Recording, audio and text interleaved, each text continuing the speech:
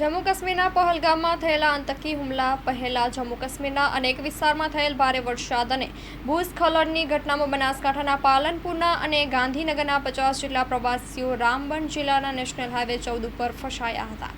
Story report by Jora Solanki, Banaskantha. તમારું નામ શું છે? અમૃતભાઈ દેસાઈ। અમૃતભાઈ, કેટલા વર્ષથી ટ્રાવેલ્સ ચલાવો છો?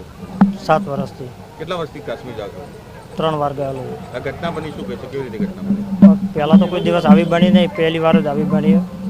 રાતે 1 વાગે અમે સેક્શન ઘાટ ઉતરી રહ્યા હતા અને ત્યારે વાદળ ફાટ્યું, પહાડ આખો રસ્તો બંધ થઈ ગયો અને ખાઈ પડી ગઈ મોટા।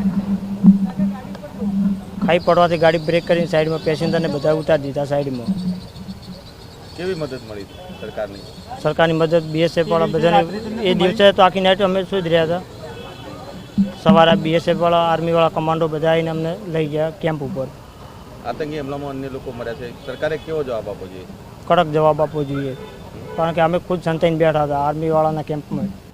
યાત્રિકો જે રીતે શરૂઆતની અંદર કુદરતની ઘટનામાં એટલે કે વાદળ ફાટવાથી ફસાયા હતા અને ત્યાર પછી કાશ્મીરમાં જે આતંકવાદી હુમલો થયો અને એના કારણે જે ચિંતાનું વાતાવરણ આખા દેશમાં ફેલાયું, જે પરિસ્થિતિ આખા દેશમાં બદલાઈ, એના કારણે સૌ પરિવારજનો અત્યારે પાલનપુરમાં બી એટલા જ ચિંતિત હતા। દરેકે દરેક પ્રવાસીના પરિવારજનો ખૂબ જ ચિંતિત હતા, પરંતુ સરકાર સતત યાત્રિકો જોડેના સંપર્કમાં હતી અને તેઓની સુરક્ષા માટે સુનિશ્ચિત હતી। જ્યારે યાત્રિકો અહીં પરત ફર્યા ત્યારે જે ભાવાત્મક દ્રશ્યો અહીં નિહાળ્યા છે, સૌ પરિવારજનો અત્યંત આનંદ વિભોરમાં છે। એમનો પરિવાર જ્યારે આટલી પરિસ્થિતિ પસાર કરી અને ઘરે અહીં પરત આવ્યા છે ત્યારે હું સૌ પરિવારજનોને પણ એટલી જ શુભેચ્છાઓ પાઠવું છું। પરમાર ચંદ્રિકા બેન, ત્યાં ગયા હતા, કેવી પરિસ્થિતિ? પરિસ્થિતિ તો ત્યાં તો બે દિવસ સારા હતા, પછી આગળ ગયા ત્યાં લક્ઝરી ફસાઈ, ત્યાં આગળ ભેખડ પડી હતી, અમારી લક્ઝરીના આગળ જ ત્યાં ભેખડ પડી, ઉપર મોટા મોટા પથ્થર પડતા, નીચે નદી હતી, અમારી લક્ઝરી વચ્ચે બહુ ત્યાં કેવી મદદ કરી સરકારે? સરકારે તો બહુ મદદ, ખાવા પીવામાં બધી રીતે સારી મદદ કરી, અમને રોકાવાની બધી રીતે સારી મદદ કરી સરકારે। ઘેર આવ્યા છો? ઘેર આવ્યા તો થોડું, પછી આતંકવાદી હુમલામાં 2 દિવસ તો અમે ત્યાં ફસાયા, 2 દિવસ લક્ઝરીમાં, 2 દિવસ આતંકવાદી હુમલામાં ફસાયા અમે ત્યાં અમને તો બહુ બહાર નહોતા નીકળવા દે, પણ ત્યાંના આર્મીવાળા, પોલીસવાળા બહુ અમારી મદદ કરી, અમને બહુ સાથ સહકાર આપ્યો, બધી રીતે સાથ સહકાર બહુ આપ્યો અમને। સહી સલામત અમારા ઘરે એમને એ લોકો અમને રસ્તા સુધી, અડધા સુધી મોકલવા આવ્યા હતા। પરિસ્થિતિ હતી, કેવી રીતે હતી? પરિસ્થિતિ બહુ ગંભીર હતી, તો અમારું મન જાણે પછી કેવી હતી, બરાબર છે। એટલે હવે તો અમે સુખ શાંતિ ઘરે આવ્યા, સુખ શાંતિ આવી ગયા છે। ખાસ અમને સહકાર આપણા ગુજરાત સરકારનો મળ્યો, જેની સરકારનો અમને બહુ સહકાર મળ્યો। મિલિટરીવાળા બધા અમારી પાછળ હતા, અમને એમના કબજામાં હતા જ।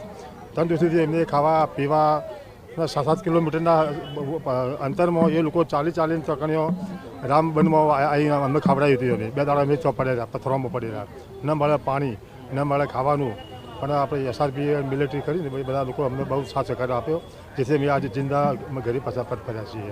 કાશ્મીર હુમલો જે થયો અને ત્યારબાદ શું પરિસ્થિતિ? અમે તો પહેલાં કાશ્મીરથી અમે ચોકણીઓ ગયા હતા ચોકણીઓ જોવા માટે, અને ચાકણીઓ અમે એ દિવસે ગયા, એ દાડે તો વરસાદ બહુ પડ્યો હતો, પણ અમે ચોકણીઓ ફરવા કે ગયા હતા નહીં, આગલા દિવસે અમે ગયા હતા, બરાબર।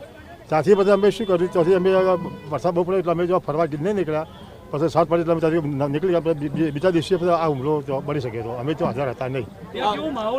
એ માહોલ તો બહુ ખતરનાક હતો, બહુ અમને એવો અહેસાસ થયો કે ખરેખર અમે આવ્યા છીએ બહુ ખોટા જ આવ્યા છીએ। અમના દિલમાં એવો અહેસાસ થયો કે ખરેખર અમે નહોતું આવવા જેવું, બધી જગ્યાએ એવું જ હતું, આખા જિલ્લામાં એવું હતું। ત્યાં આ હુમલો થયો છે, હવે આતંકીને ભારત સરકારે કેવો જવાબ આપવો જોઈએ? ભારત સરકારે જવાબ એવો આપે તો પણ કે ભાઈ અમને તો અમે બદલો લઈશું।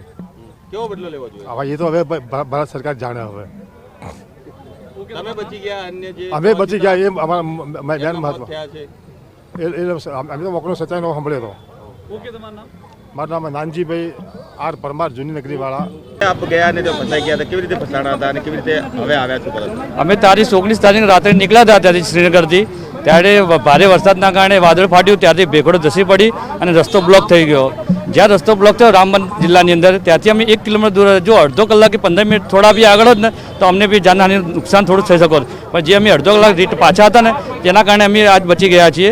અને જે બચી ગયા એનું એક જ કારણ છે કે અમે જ્યારે તરત જ ગુજરાત સરકારમાં જે અમે સહાય માગી અને આપણા જેવા પાલનપુરના ધારાસભ્ય અનિકેતભાઈ ઠાકર સાહેબ, આ સંસદ સભ્ય મયંક નાયક સાહેબ, પછી પાલનપુરના કલેક્ટર સાહેબ, ગાંધીનગરના કલેક્ટર સાહેબ, ભરતસિંહ ડાભી સાહેબ સંસદ સભ્ય, એમને બધાને અમે ફોન કર્યો તો બધાને અમને આશ્વાસન ખૂબ આપ્યું અને ખૂબ અમારી મદદ કરી. ત્યાંની સરકારને ખૂબ એટલું દબાણ આપ્યું અને દબાણમાં એટલું દબાણ આપ્યું કે આ લોકોને ગમે તે કરીને તમે રિટર્ન અહીંયાથી બહાર કાઢો જલ્દી. અને ત્યાંની સરકારે અમને જે એસડીએમ ત્યાંના બનિયાલ સાહેબ, બનિયાલના એસડીએમ હતા, એમને બી અમને ખૂબ સપોર્ટ કર્યો અને જે અમને ખાવા પીવાનું રહેવાનું ખૂબ સગવડ મળી ત્યાં આગળ. પહલગામમાં જે આતંકી હુમલો થયો તે બાદ કાશ્મીરમાં કેવો માહોલ જોવા મળ્યો? તે બાદ કાશ્મીરમાં ભયનો માહોલ જોવા મળે, કેમ કે હુમલો થયો ત્યાંથી અમે લગભગ 80 કે 90 કિલોમીટર દૂર હતા, તો લોકોના અંદર એટલો ડર પેદા થયો અંદરથી બહાર જ્યાં આગળ રોકાયા ત્યાંથી બહાર નીકળવાનું બી અમારા માટે મુશ્કેલ થઈ ગયું હતું. હુમલો થયો છે, ભારતે કેવો જવાબ આપવો જોઈએ, આપને શું લાગે છે? હુમલો થયો ભારતે એકલો જવાબ આવ્યો છે કે જે આતંકવાદીઓ હતો એમને પૂરેપૂરો પકડવાની કોશિશ કરી મારી જ નાખવા જોઈએ કે આ રીતના બીજે થઈ શકે ને આવો હુમલો, કેમ કે આ હુમલો એટલો ખતરનાક છે કે જ્યાં જવાથી લોકો પણ અત્યારે ડરી જાય છે કે કાશ્મીરમાં જોવા જ જવું નહીં. અત્યારે બધી ગાડીઓ લગભગ કેન્સલ થઈ ગઈ અને ગાડીઓમાં એવું કહે કે લોકો જવા જ માગતા નહીં ત્યાં આગળ, કે આવો હુમલો પહેલી વખત થયો આટલો મોટો. શું નામ તમારું? કેતન વણસોલા.